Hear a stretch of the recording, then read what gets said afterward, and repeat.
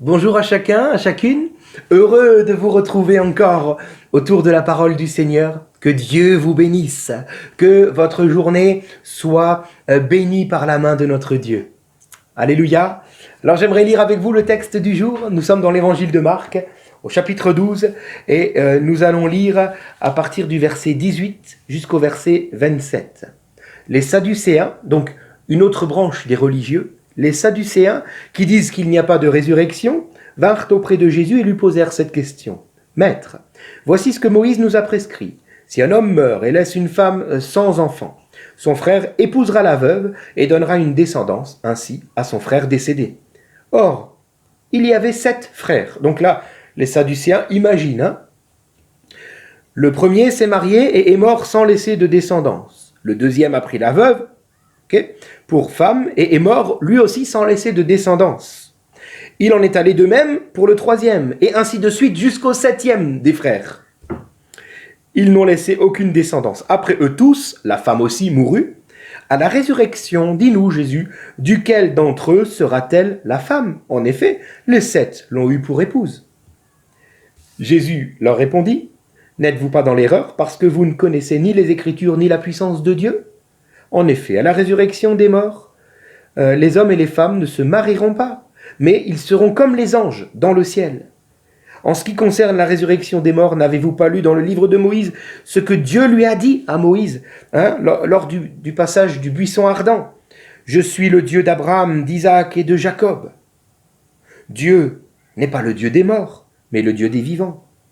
Vous êtes complètement dans l'erreur, dit Jésus aux Sadducéens. Amen. Alors, nous avons là une question qui est soulevée par les Sadducéens au sujet de la résurrection d'entre les morts. Alléluia. Alors, j'aimerais parler un petit peu de la résurrection avec vous aujourd'hui. Alors, dans un premier temps, on va voir ce que la Bible nous dit sur la résurrection. Et puis, dans un deuxième temps, comment faire pour croire à ces choses-là. Voilà, donc, premièrement, je lis dans 1 Corinthiens 15, verset 19. Si c'est pour cette vie seulement que nous espérons en Christ, nous sommes les plus à plaindre de tous les hommes. Mon ami, je ne sais pas jusqu'où va ton espérance en Dieu, mais si tu espères en Dieu uniquement pour les choses ici-bas, tu es réellement à plaindre. Au verset 32 du même chapitre, 1 Corinthiens 15, il est écrit ceci, je vais vous le lire, parce que je crois... C'est un peu sorti là. Voilà, si les morts ne ressuscitent pas, alors mangeons et buvons. Car demain, nous mourrons tous. Mon ami, combien j'espère que ta foi va au-delà de la mort. Car Jésus à la croix a vaincu la mort. Je sais que lorsque je rendrai mon dernier soupir, ce ne sera pas la fin, mais ce sera le commencement de quelque chose de nouveau. Tout comme lorsqu'un bébé vient au monde, il était déjà pendant 9 mois dans le ventre de la maman et il arrive pour quelque chose de tout à fait nouveau. De la même manière, moi je suis aujourd'hui dans le ventre de ma mère, comprenez l'image? Et je sais que le jour où je rendrai mon dernier souffle, ce ne sera pas la fin, ce sera le début de quelque chose d'éternel. Alléluia! Alors, la résurrection, parlons-en rapidement. 1 Corinthiens 15, 52, en un instant, en un clin d'œil, à la dernière trompette, les morts ressusciteront incorruptibles. Et nous qui serons restés vivants, nous serons changés, car il faut que ce corps corruptible revête l'incorruptibilité, que ce corps mortel revête l'immortalité. Oui, nos corps deviendront incorruptibles. Corps mortels, naturels deviendront corps spirituels. 1 Corinthiens 15, 43. Je crois que à ce moment-là, fini les rhumatismes, fini l'arthrose, fini la vieillesse, fini les maladies. Nos corps seront incorruptibles. Mon ami, tu recevras un nouveau corps. Alléluia. Combien mon corps me fait déjà souffrir. Alors j'imagine les personnes âgées. J'aimerais vraiment vous encourager, vous dire, vous aurez de la part de Dieu. Parce que Jésus a payé pour cela à la croix. Vous aurez un corps incorruptible. Alléluia. un corps asexué, tout comme c'est le cas pour les anges. Et là, nous l'avons lu dans Marc 12, il n'y aura plus ni homme ni femme. Nous aurons un corps qui peut-être sera comme un corps caméléon. Parce que quand je regarde Jésus lorsqu'il ressuscite, je vois que Marie qui viendra le rejoindre sans même savoir qu'il est déjà ressuscité, elle viendra au tombeau et elle ne reconnaîtra pas son Seigneur. Elle pensera que c'est le jardinier, parce que certainement que physiquement il aura changé d'apparence. Les 2 disciples d'Emmaüs sur le chemin ne reconnaîtront pas Jésus non plus, jusqu'à ce que Jésus vienne rompre le pain. Alors ils le reconnaîtront. Par contre, quand Jésus va rejoindre ses 11 disciples dans la chambre fermée à clé, là, ils vont tous le reconnaître. Alors, c'est peut-être comme un corps caméléon, je ne sais pas, peut-être qu'on pourra changer d'apparence, tout comme pour les anges. Les anges peuvent prendre l'apparence d'homme, s'il le faut, selon la volonté de Dieu. Alléluia. Peut-être un corps qui traverse les éléments, les murs, comme Jésus qui rejoint ses disciples, comme je vous l'ai dit, dans une chambre fermée à double tour. Il va apparaître en plein milieu. Ce sera en tout cas un corps spirituel. Alléluia, un corps spirituel. Un corps qui est une âme, surtout, qui se souviendra de ce qu'elle aura vécu sur la terre. Oui, mes amis, il n'y aura pas de lavage de cerveau. Nous allons nous souvenir de ce que nous avons vécu. Je pense à Lazare, le pauvre Lazare, et à cet homme riche. Une fois morts tous les deux, l'homme riche va reconnaître Lazare de loin. Donc il se souviendra de Lazare. Il est aussi écrit dans Apocalypse 6, verset 10, en parlant des martyrs dans la foi. « Jusqu'à quand, Maître saint et véritable, tarderas-tu à juger et à tirer vengeance de notre sang sur les habitants de la terre ?» Autrement dit, les martyrs morts dans la foi vont se souvenir de ce qu'ils avaient vécu sur la terre. Oui, mes amis, nous allons nous en souvenir. Mais non seulement nous allons nous souvenir, mais il n'y aura plus ni deuil, ni souffrance. C'est écrit, il essuiera toute larme de nos yeux. La mort ne sera plus, il n'y aura plus ni deuil, ni cri, ni douleur. Car tout ce qui existait avant aura disparu. Et donc, j'aime à croire que mon Dieu va surabonder en grâce au point de chercher et sauver toute ma famille, afin que auprès de lui, il n'y ait pas de sujet de tristesse. Alléluia! Quoi qu'il en soit, sa présence même suffira à essuyer toute larme. Combien ce qui nous attend est glorieux. Combien je veux bénir le Seigneur. Alléluia.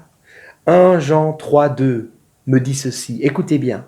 Bien-aimés, nous sommes maintenant enfants de Dieu. Alléluia. Et ce que nous serons n'a pas encore été manifesté. Mais nous savons que lorsque cela sera manifesté, nous serons semblables à lui, à Jésus, car nous le verrons tel qu'il est. Alléluia. Ce que tu es, mon ami, n'a pas encore été manifesté. Dieu te voit d'une certaine manière. Et de cette manière-là, tu seras transformé dans l'éternité. Alléluia. Alors maintenant, comment nous saisir de cette vérité? Je note ceci. Le groupe religieux qui vient questionner Jésus, les Sadducéens, dans notre texte de l'évangile de Marc, sont des gens qui sont connus pour aimer discourir. Flavius Joseph, l'un des pères de l'Église du 1er siècle, en parlant des Sadducéens, dira ceci: « Ils pensent que c'est une vertu que d'engager des disputes de mots avec les philosophes qu'ils fréquentent. » Autrement dit, ce sont des gens qui aiment discourir, qui aiment débattre, qui aiment donner leur point de vue, écouter le point de vue des autres, et qui aiment chercher les informations un peu partout. Et finalement, pourquoi? Parce que cela vient flatter leur ego, cela vient flatter leur fierté, mais au final, la discussion n'aboutit à rien du tout. Voilà pourquoi Jésus leur dira: n'êtes-vous pas grandement dans l'erreur? Vous lisez, alors, l'Écriture, mais en fait, les Sadducéens ne lisent que le Pentateuque, c'est-à-dire les 5 premiers livres de la Torah, parce que là, il y a matière à discuter, vous voyez? Et donc, ils aiment cela, ils lisent cela. C'est pourquoi ils vont parler justement de cette loi d'offrir une descendance aux frères défunts. Exode chapitre 25, si vous voulez le lire. Mais Jésus va leur répondre aussi dans le Pentateuque, parce qu'il vient nous rejoindre là où on est. Parce que mon Dieu est comme ça, il vient me rejoindre là où j'en suis. Et donc il viendra leur dire, mais n'avez-vous pas lu que quand Dieu se révèle à Moïse, au buisson ardent, il dira, je suis le Dieu d'Abraham, d'Isaac et de Jacob. Or, Dieu n'est pas le Dieu des morts, mais des vivants. Donc Abraham, Isaac et Jacob sont vivants. Pourtant, au moment où Dieu dit cela à Moïse, au buisson ardent, c'était 329 ans après que Abraham soit mort. Donc, il existe réellement une vie après la mort. Pourtant, vous dites que vous savez, mais vous n'avez rien compris. Pourquoi? Pourquoi les Sadducéens n'arrivent pas à comprendre la vérité? Pourquoi la vérité leur semble être voilée?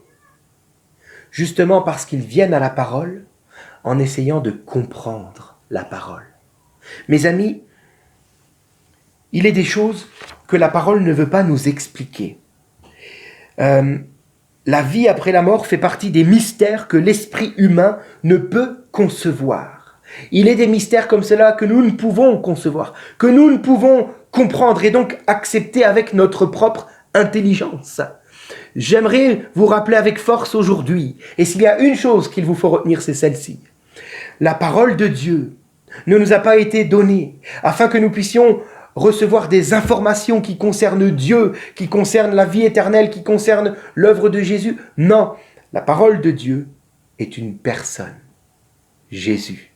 Car Jésus est la parole, elle a été faite chair, elle a habité parmi nous, pleine de grâce et de vérité. Nous l'avons rejetée, elle a été mise sur la croix, mais elle est ressuscitée, car en elle est la vie, et la mort ne peut la retenir. Jésus est remonté au ciel et par le Saint-Esprit descendu sur la terre, nous avons reçu la parole écrite. Autrement dit, quand je viens à la parole, je ne veux pas chercher des informations qui nourriront mon intelligence, mais je veux chercher la révélation du Fils de Dieu, la révélation de Jésus-Christ. Cette révélation veut m'être offerte, oui, mais dans mon cœur. Alors mon ami, ouvre ton cœur à Jésus-Christ. Et alors il viendra se révéler à toi. Et ce faisant, tu ne pourras plus trouver cela étrange que de parler de résurrection, car oui, Jésus est ressuscité. Alléluia. Et il est écrit dans 1 Corinthiens 15, 20, en réalité, le Christ est bien revenu à la vie, et comme les premiers fruits de la moisson, il annonce la résurrection des morts. Alléluia. Parce que je connais le ressuscité. Je crois que je vais ressusciter un jour par ma foi en Jésus-Christ. Et cela ne m'est plus du tout étrange. Non, bien au contraire. Je trouve étrange Je trouve étrange que vous ne l'aviez pas encore saisi. C'est tellement vrai. Ma foi va au-delà de cette vie d'ici-bas. Puissiez-vous vivre la même chose en rencontrant Jésus, en rencontrant le ressuscité. Seigneur, donne-nous de ne pas devenir des chrétiens aristocrates comme les Sadducéens qui aiment discourir, qui aiment le savoir. Seigneur, nous ne voulons pas savoir, nous voulons connaître Jésus-Christ. Révèle-toi, Seigneur, à chacun d'entre nous. Et rappelle à nos cœurs que si toi tu es ressuscité, c'est afin de nous ouvrir la voie pour la résurrection. Nous n'avons donc pas à avoir une foi qui s'arrête aux choses d'ici-bas, mais nous avons à nous revêtir de cette foi qui espère jusque dans l'éternité. Seigneur, tu nous prépares une place, tu nous offres un nouveau corps, Seigneur, une vie éternelle avec toi. Oh, que nous puissions voir au-delà des maux d'ici-bas, au-delà de cette vie, jusque dans l'éternité. Merci pour la résurrection qui nous attend. Merci pour la vie éternelle qui commence dès maintenant en Jésus. Que ton saint nom soit béni. Amen. Mes amis, que Dieu vous bénisse et vous permette encore aujourd'hui de rencontrer le ressuscité. À demain. Il est sorti du tombeau, la mort a perdu